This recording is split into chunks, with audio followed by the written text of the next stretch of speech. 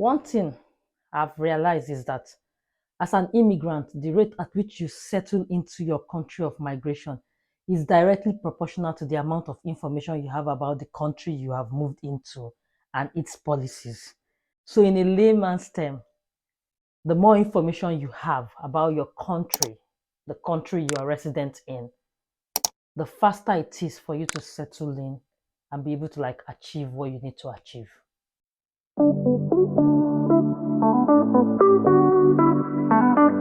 One of the things I found very difficult when I came into the UK was how to find a dentist. And COVID-19 did not help at all. So there seemed to be a backlog of people who needed to see the dentist. And of course, we are trying to avoid saliva and all those things, contact with things of that nature because of how viral the COVID-19 was. So there were a lot of stops on dental care, and that resulted to a whole lot of backlogs. Hello, gracious ones, and welcome back to my channel. If you're new here, hi, my name is Grace, and if you're a returning subscriber, you guys are the real deal. You're the reason I keep doing what I do. Thank you for your support, and if you're new, consider subscribing and joining this wonderful and gracious family. Today, I'm just going to talk about how you can find a dentist in the UK, what you should consider if you're looking for a dentist. Finding the right dentist can be very hard, especially when you're new in the UK. It's also dependent on whether you are looking for NHS dentists or private dentists. Now, you might be wondering, so what's the difference? The NHS dentists are actually cheaper because the fee you're paying is subsidized already by the government. So it doesn't mean you won't pay. So once you're above 18, you will pay for your dental care, whether you paid immigration health surcharge or not. Before you come and say, oh, I paid IHS. No, your IHS does not cover your dental care. But if for children below 18 years, they are okay. Their dental care is covered. And they are, I think, expected to have a dental checkup every 6 months. So it's a requirement. So get your kids' tooth or teeth checked every 6 months. It's free, okay? What will now determine whether you can do it or not is if you can get to register with a dental practice, which is one of the things I found very difficult. It took me a year and a half or thereabout before I could get my children registered, because after the first few months, I didn't get any dentist. I just let it be. Life happened, so many other things to sort out.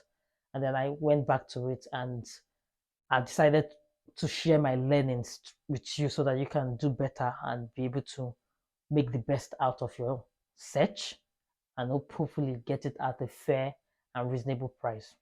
Like I said, the NHS dentists offer cheaper treatments, while the private dentists, they offer you more treatments. They have a more comprehensive list of treatments and range of treatments, but of course, it's costlier.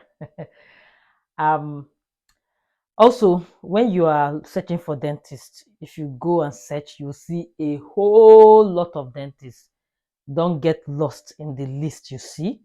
You will see a lot. But when you are looking for that, don't settle for the first one you come across, because if you do so, you might just be putting your finances and even your own health at risk. Why do I say so? I'll give you a practical example.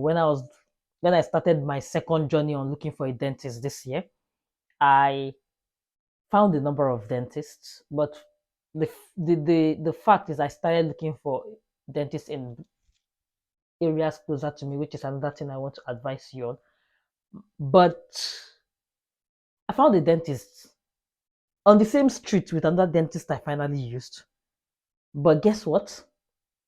For the same service, they were asking me to pay £75.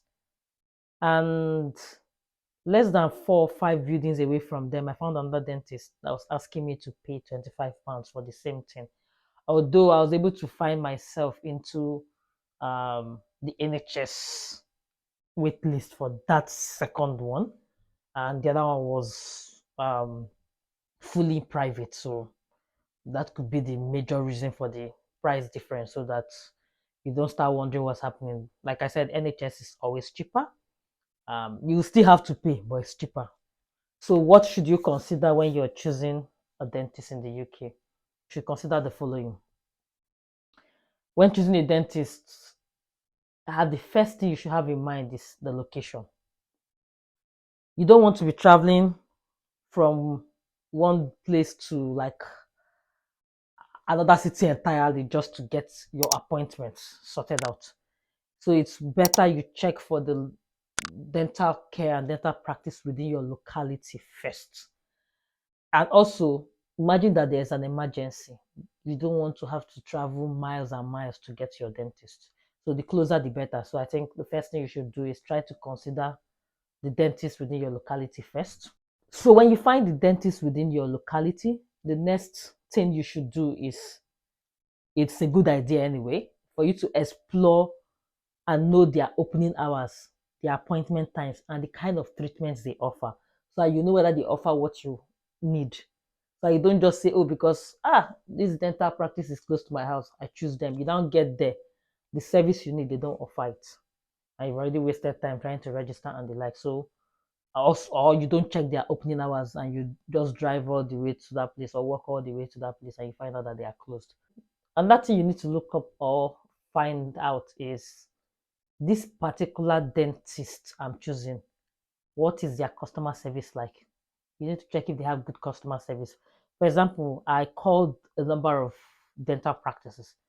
Some kept me on hold for like forever. I'm like, I just ended the call for some of them because why am I having to wait 15 minutes, 20 minutes before you answer me? You're already giving me that vibe of, okay, you go suffer, and I don't want to suffer. So what they say about first impressions matter a lot. Um, be careful, wait, gauge their customer service and see if they have good customer care service before you put your head inside. You also notice that some very good dental practice, they have nothing to hide. When you don't have any skirt in your cupboard, why are you hiding your prices? So you can find some of these very good dental practice will most likely have the list of all their treatments on their website. It's like an open book. Why do you want to hide it if what you're doing is good? So even if it's expensive, you know that yes, somebody seeing it knows this is the price. This is what we do. It's our work, it's our work and it's good and this is our price. It's up to you to say I want or I don't want. There are also some dental practices that offer emergency dental care. So imagine you have suddenly the flu, because when you want to have toothache, it doesn't knock on the door and say, I'm coming tomorrow. It just comes suddenly. So when you have painful toothaches, broken teeth, bleeding gums, and stuff like that, you will need emergency care. Of course, you can always call 111, but even when you call 111, they're going to refer you to most likely dental practices that offer emergency dental care. So if you are registered in one that has and offers emergency dental care, it gives you an edge. One other thing that is key is referrals from family and friends. So ask for recommendation from family and friends, especially if you have people who have been in the UK for a long time.